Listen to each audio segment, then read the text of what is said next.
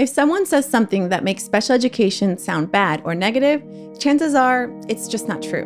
On this episode of Understood Explains, we're busting IEP myths. From the Understood Podcast Network, this is Understood Explains, IEPs. Today, we're separating fact from fiction.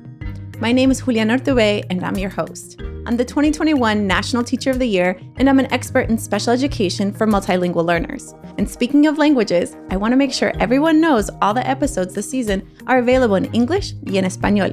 Okay, let's get started. Myth number 1, my child will be labeled forever.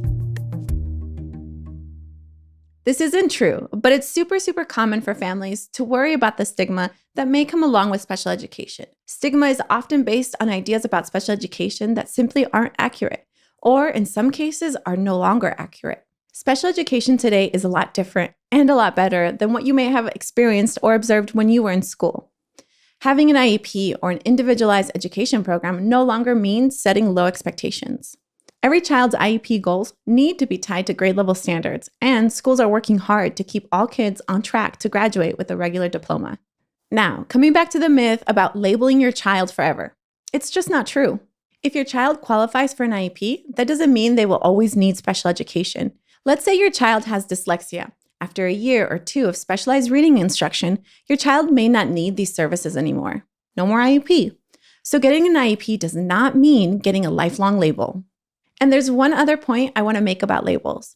Getting supports through special education might actually help your child avoid negative labels. Struggling students who aren't getting enough support in school often act out in class, and they may even get labeled as a bad kid by some people. Behavior is one of the most important pieces of the IEP puzzle. It's also one of the most misunderstood, and we're going to talk more about it later in this episode. Myth number 2, my child will be in a separate classroom. So this is a really common fear, but you can actually look up federal data on how many hours a day students with IEPs spend in regular classrooms.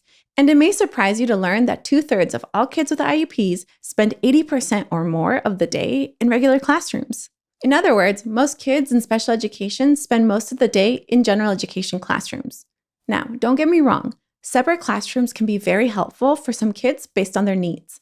But for most kids, getting an IEP does not mean spending all day or even half the day in a special education classroom. In my 12 years as a special educator in Nevada, most of my students would come into my resource room for 30 or so minutes for one-on-one or small group instruction.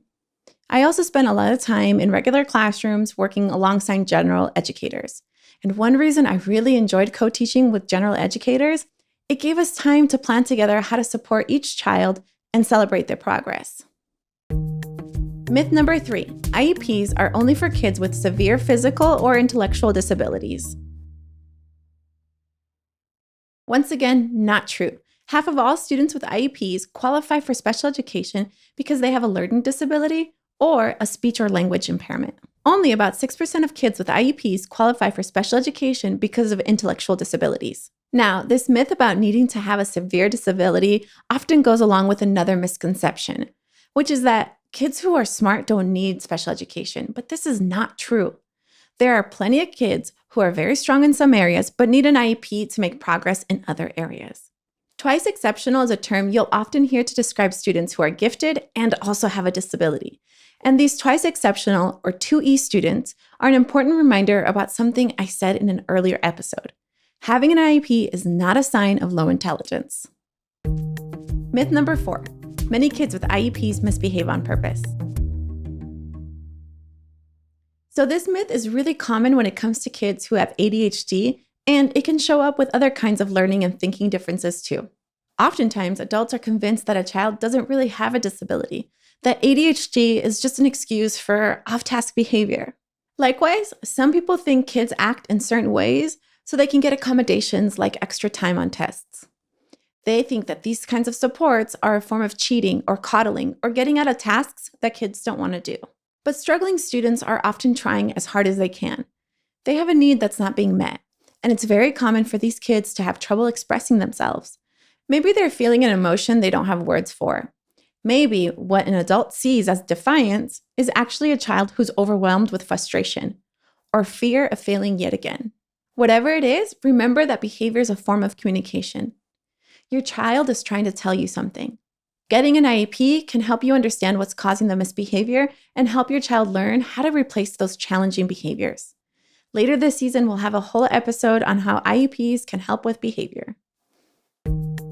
Myth number 5, my child needs to wait to get evaluated for special education services. So this myth is often related to another common misconception, that kids will grow out of whatever they're struggling with. But there are 4 really important things I want you to know about special education. First, research shows that students have a better chance at success in school when their struggles are identified sooner rather than later. Waiting to see if they will grow out of it can actually make it harder for a student to make progress and feel successful in school.